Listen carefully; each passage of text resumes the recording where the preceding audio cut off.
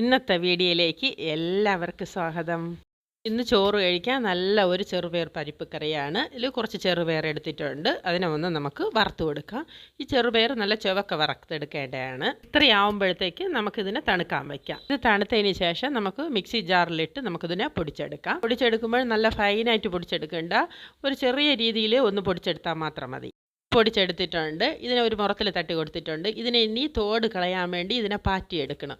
ഇത് എന്താണ് പറയുന്നതെന്നുള്ള കാര്യം അറിയാൻ പാടില്ല. ഇത് വീശണം എന്നാണ് പറയുന്നത്. നമ്മളെവിടെയൊക്കെ പാറ്റണം എന്നാണ് പറയുന്നത്. ഇത് തോടെല്ലാം പോയിട്ടുള്ളതാണ്. ഇതിനെ ഒന്ന് കഴുകിയതിന് ശേഷം ഒരു പാത്രത്തിൽ ഇട്ടിട്ട് കുറച്ച് വെള്ളം ഒഴിച്ച് നമുക്ക് വേവിക്കാൻ വയ്ക്കാം. പരിപ്പ് തിളച്ച് വന്നിട്ടുണ്ട്. ഇനി ഇതിലേക്ക് ആവശ്യത്തിനുള്ള ഉപ്പ് കൂടി ഇട്ട് കൊടുക്കാം. ഇവിടെ ഇരുന്ന് വേവിട്ട് ഇനി ഇത് വെന്തിട്ടുണ്ട്. ഇനി ഇതിൻ്റെ അരപ്പിനെ കൂടി നമുക്ക് ഇട്ട് കൊടുക്കാം.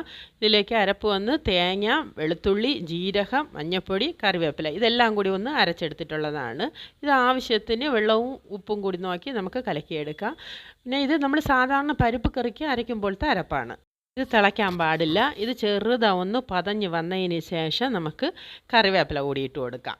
ഇതിലേക്ക് താളിച്ചിടൂല, അതുകൊണ്ട് ഇതിലേക്ക് ശകലം തേങ്ങ എണ്ണയോ നെയ്യോ എന്തെങ്കിലും ഒഴിച്ചു കൊടുക്കാം. പരിപ്പും ഒഴിച്ച് പപ്പടവും വെച്ച് ചോറ് അടിപൊളിയായിട്ട് കഴിക്കാം.